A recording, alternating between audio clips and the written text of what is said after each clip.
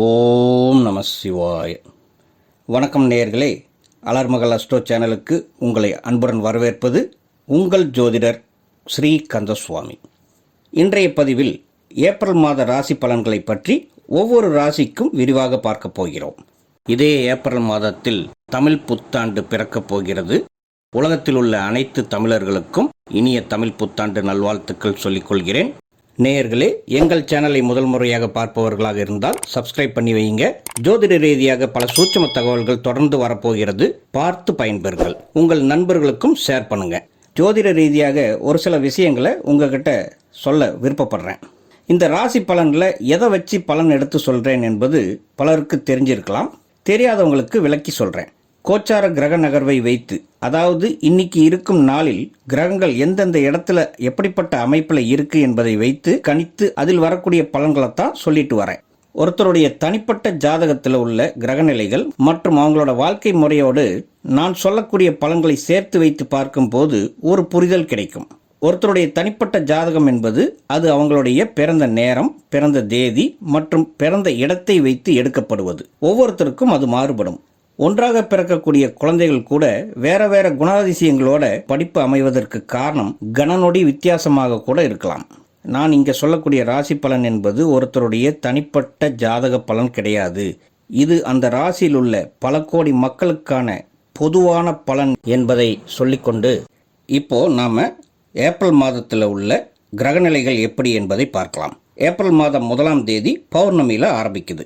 மேசத்தில் சுக்கிரன், மிதுனத்தில் குரு, சிம்மத்தில் கேது, கும்பத்தில் செவ்வாய், ராகு, புதன் இருக்கார். மீனத்தில் சனி கிரகமும் மற்றும் சூரியனும் இருக்கிறது. சந்திரன் கன்னிராசியில் இருக்கும்போது இந்த மாதம் ஆரம்பிக்கிறது. 3ஆம் தேதி செவ்வாயும் 11ஆம் தேதி புதனும் மீன ராசிக்கு பெயர்ச்சி ஆகிறாங்க. இந்த இடத்துல மீனத்திற்கு புதன் பெயர்ச்சியான பிறகு நீசம் என்ற அமைப்பை கொண்டு அதன் வலுவை அது இழக்கும். மீனத்தில் செவ்வாய், புதன், சூரியன், சனி என்ற 4 கிரக சேர்க்கை 11ஆம் தேதி முதல் 15ஆம் தேதி வரைக்கும் இருக்கும். அதன் பிறகு சூரியன் 15ஆம் தேதியில் மேசத்திற்கு நகர்ந்துவிடும். அங்கே சூரியன் உச்சமாகும்.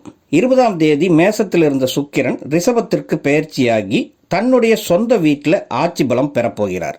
புதன் கிரகமும் மாத இறுதியில் 30ஆம் தேதி மேசத்திற்கு பெயர்ச்சியாகி தன்னுடைய சுயபலம் பெறப்போகிறார். ஏப்ரல் மாதம் 15ஆம் தேதியில் சித்திரை 1 அன்று சூரியன் மேசத்தில் உச்சமாவதும் குரு பகவான் தன்னுடைய சொந்த நட்சத்திரமான புனர்பூச நட்சத்திரத்தில் இருந்து தன் சுயபலத்துடன் துலாம், தனுசு மற்றும் கும்பராசியை தன் பார்வையால் புனிதப்படுத்துவதும் பல ராசிக்காரர்களுக்கு நன்மையாக அமையப் போகிறது. செவ்வாய் சனி சேர்க்கை மீனத்தில் 3ஆம் தேதிக்கு பிறகு நடக்கப் போகுது. இதை அக்னி மாருத யோகம் என்று சொல்லுவாங்க. இது சற்று ஆபத்தான யோகமாகும். அதோட புதனும் மீனத்தில் ஏப்ரல் 11ஆம் தேதிக்கு பிறகு நீசமான கதியில் இருக்கும். ஒரு புறம் பார்த்தா சில கிரகங்களால் நன்மைகள் ஏற்படும், மறுபுறம் ஒரு சில கிரகங்களுடைய சேர்க்கையினால் பாதிப்பும் வருவதற்கு வாய்ப்பு இருக்கு. எந்தெந்த ராசிகளுக்கு இந்த மாதம் எப்படிப்பட்ட பலன்கள் என்பதை இப்போ பார்க்கலாம். விருச்சிகம் ராசி. விசாக நட்சத்திரம் 4ஆம் பாதமும் அனுசம் 4 பாதங்களும் கேட்டை நட்சத்திரம் 4 பாதங்களிலும் பிறந்த விருச்சிக ராசி நேயர்களே, உங்கள் ராசிநாதன் செவ்வாய் 4ஆம் இடமான கும்பத்தில் இருந்து 5ஆம் இடத்திற்கு 2ஆம் தேதியில் பெயர்ச்சியாகிறார். இந்த ஏப்ரல் மாதம் முழுவதும் மீனத்தில் இருந்து சூரியன், சனி மற்றும் புதனுடன் சேர்ந்து செயல்படும். குரு உங்கள் வரவு ஸ்தானத்தை நேரடியாக பார்ப்பதால் வருமானத்திற்கு தடை இருக்காது. தொழில் மற்றும் வியாபாரம் செய்பவர்களுக்கு புதிய கிளைகள் தொடங்குவது அல்லது தொழிலை விரிவாக்கம் செய்வது போன்ற முடிவுகளை மாதத்தின் 2ஆம் பகுதியில் எடுப்பது நல்லது. அந்த நேரத்தில் சுக்கிரன் 7ஆம் வீட்டில் நுழைந்து ஆட்சி பலத்துடன் இருந்து உங்கள் ராசியை பார்க்கும். ஜீவனஸ்தான அதிபதியான சூரியனும் 6ஆம் வீடான மேசத்தில் உச்சத்தில் இருப்பார். அதனால் அந்த காலமே சிறப்பாக இருக்கும். சில்லறை வியாபாரம் செய்பவர்கள் மற்றும் உணவு சார்ந்த தொழில் செய்பவர்களுக்கு லாபம் அதிகரிக்கும். கூட்டுத் தொழில் செய்பவர்கள் பார்ட்னர்களிடம் வெளிப்படையாக இருப்பது தொழில் முன்னேற்றத்தை தரும். வேலையில் இருப்பவர்களுக்கு 4 கிரக சேர்க்கை 5ஆம் வீட்டில் இருப்பது உங்களுக்கு உத்வேகத்தை தரும். உங்களுடைய சுயமுயற்சி மற்றும் திறமையை நம்பி உழைத்தால் இந்த மாதத்தில் நல்ல முன்னேற்றத்தை பார்ப்பீர்கள். மேலதிகாரிகளிடமிருந்து பாராட்டுக்கள் கிடைக்கவும் வாய்ப்புகள் அதிகம். இந்த மாதம் புத்திசாலித்தனத்தால் நிறைய வேலைகளை ஈஸியாக முடிப்பீங்க. புதிய வேலை தேடுபவர்களுக்கு முயற்சியை ஏற்கனவே ஆரம்பிச்சிருந்தீங்கன்னா அதை இந்த மாதத்தில் எப்படியும் வாங்கிவிட வாய்ப்புகள் இருக்குது. உங்கள் விடாமுயற்சிக்கு பலன் கிடைக்கும் மாதம் இது. வெளிநாட்டு வேலைக்கு முயற்சிப்பவர்களுக்கு, அதிலும் கிழக்கு தேசங்களில் முயற்சி செய்பவர்களுக்கு சாதகமான பதில் கிடைக்கும். பொருளாதார நிலையில் சீரான வரவு உண்டாகும். யார்கிட்டையாவது பணத்தை கொடுத்து பல மாதமாக திரும்பத் தராமல் இழுத்தடிச்சவங்க கூட இந்த மாதம் மனசு வந்து திருப்பித் தர வாய்ப்பு இருக்கு. பூர்வீக சொத்துக்கள் மூலமாகவும் ஆதாயம் கிடைக்க வாய்ப்பு இருக்கு. குருவின் பார்வை 2ல் இருக்கு. வரவு கண்டிப்பாக உண்டு. 6ஆம் வீட்டில் 20ஆம் தேதி வரை சுக்கிரன் இருக்கும். அதனால செலவும் இருக்கும். அப்போ செலவுகள் முக்கிய செலவுகளாக, தவிர்க்க முடியாத செலவுகளாகவும் இருக்கும். குழந்தைகளின் கல்விக்காகவோ அல்லது சுபகாரியங்களுக்காகவோ இருக்கும். திருமணத்திற்கு வரன் தேட உகந்த மாதம்தான். ஆனால் 100% இந்த மாதத்திலேயே வரன் அமைந்து முடிவாகுமான்னா கொஞ்சம் கம்மி தான். 7ஆம் அதிபதி சுக்கிரன் 6ஆம் வீட்டில் இருக்கிறதுனால கொஞ்சம் டைம் எடுக்கலாம். அதுவே உங்கள் தனிப்பட்ட ஜாதகத்தில் கலஸ்திராதிபதி நல்ல அமைப்பில் இருந்து சரியான தசாவும் புத்தியும் நடந்ததுன்னா ஓகே, ஏப்ரல் மாதத்திலேயே ஃபைனலைஸ் ஆகலாம். குடும்ப வாழ்க்கை என்று பார்க்கும்போது குடும்பஸ்தானத்தின் மீது குரு பார்வை இருக்கிறது. அதனால் பெரிய பிரச்சனைகள் எதுவும் வர வாய்ப்பில்லை. நல்லபடியாகவே இருக்கும். இருந்தாலும் செவ்வாய் சனியுடன் சேர்ந்து அக்னி மாருத யோகம் தருவதால் கொஞ்சம் குழப்பம், வருத்தம், மனசஞ்சலங்கள் இருக்கும். எதிர்பார்ப்புகள் அதிகம் இருக்கும். ஆனால் அது நடக்காமல் கஷ்டமாக தோணும். குழந்தைகளின் ஆரோக்கிய கவலைகளும் வர வாய்ப்பு இருக்குது. பண தேவைகளால் மனஸ்தாபங்கள் வரலாம். ஆனால் எல்லாமே பனி போல மறையும். விட்டு கொடுத்து போகும் தன்மை உங்களுக்கு ஒற்றுமையை பலப்படுத்தும். குழந்தை பாக்கியத்திற்கு காத்திருப்பவர்களுக்கு இந்த ஏப்ரல் மாதத்தில் 5ஆம் இடத்துல 4 கிரக சேர்க்கை இருக்கு. தடைகள் ஏதும் இல்லை. சனி அங்கே இருக்கிறதுனால மருத்துவ ஆலோசனை மேற்கொண்டால் பலன் தர வாய்ப்புகள் அதிகம். ஏற்கனவே குழந்தைகள் இருப்பவர்களுக்கு உங்கள் பிள்ளைகளின் படிப்பு, வேலை எல்லாம் நல்லபடியாக இருந்தாலும் ஆரோக்கியத்தில் கொஞ்சம் சிக்கல் வர வாய்ப்பு இருக்கு. அவங்களுடைய ஆரோக்கியத்தில் ஒரு கண் இருக்கிறது நல்லது.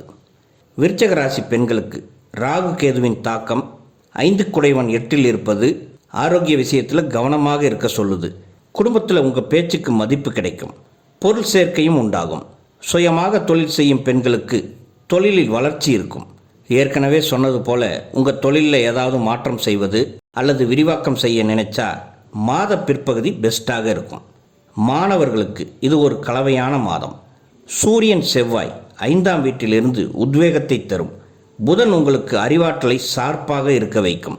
இருந்தாலும் சனி மந்த நிலையை தர ட்ரை பண்ணும். அதனால் அசால்ட்டாக இருக்காமல் நல்லா ப்ரிப்பேர் பண்ணிங்கன்னா பரீட்சையில் வெற்றி பெறலாம். உயர்கல்வி படிக்க விரும்புபவர்களுக்கு நல்ல கல்லூரியில் இடம் கிடைக்க வாய்ப்பு இருக்குது. ஆரோக்கியத்தில் விருச்சக ராசிக்காரர்களுக்கு நிறைய கிரகங்கள் தொந்தரவு தர காத்திருக்கு. 8ல் குரு, 5ல் சனியுடன் செவ்வாய், 4ல் ராகு, 10ல் கேது. இதனால் எதிர்ப்பாற்றல் குறைபாடு, இன்ஃபெக்ஷன் ஆகிறது, தொண்டை வலி, அஜீரணம், அடிவயிறு வலி, நெஞ்செரிச்சல், வாயு தொல்லை என்று ஏதாவது ஒன்று பிரச்சனையாக வர வாய்ப்பு இருக்கு. ஏற்கனவே வேறு நோய்களுக்கு மருத்துவம் மேற்கொண்டு வருபவர்கள் கவனமாக இருப்பது நல்லது. மூத்த குடிமக்களுக்கு பெருசாக சொல்லிக்கொள்ளும் அளவிற்கு ஏற்றமோ மாற்றமோ எதுவும் இல்லை. இருக்கும் நாளை சந்தோஷமாக கடக்கலாம். ஆரோக்கியத்தில் மட்டும் கொஞ்சம் கவனம் தேவை. ஏப்ரல் மாதத்திற்கான அதிர்ஷ்ட எண் 3, 7 மற்றும் 9 ஆகும். அதிர்ஷ்ட நிறங்கள் மஞ்சள் மற்றும் சிகப்பு. வளர்பிறை செவ்வாய்க்கிழமைகளில் முருகப்பெருமானை வணங்கி வருவதும், சனிக்கிழமைகளில் கோயிலில் ஆஞ்சநேயரை பூஜித்து வருவதும் வாழ்க்கையில் முன்னேற்றத்தை தரும். இந்த மாதத்தில் வரும் 21, 22 மற்றும் 23ஆம் தேதிகள் சந்திராஷ்டம நாட்களாக வருகிறது. இந்த நாட்களில் புதிய முதலீடு செய்யவோ அல்லது புதிய முயற்சியில் ஈடுபடாமல் இருப்பது நல்லது. அதோடு தொலைதூர வண்டி வாகன பயணங்களையும் தவிர்ப்பது நல்லதாகும். நேயர்களே, அலர்மகள் அஸ்ட்ரோ சேனலை புதுசாக பார்ப்பவர்களாக இருந்தால் சப்ஸ்கிரைப் பண்ணிக்கோங்க. உங்களுடைய மேலான கருத்துக்களை கமெண்ட்ஸில் பதிவிடுங்க. உங்கள் தனிப்பட்ட ஜாதக பலன் பார்க்க எங்கள் வாட்ஸ்அப் எண்ணிற்கு மெசேஜ் பண்ணுங்கள். சிறு கட்டணத்திற்கு உட்பட்டது தான். நன்றி. வாழ்க வளமுடன். ஓம் நம சிவாய.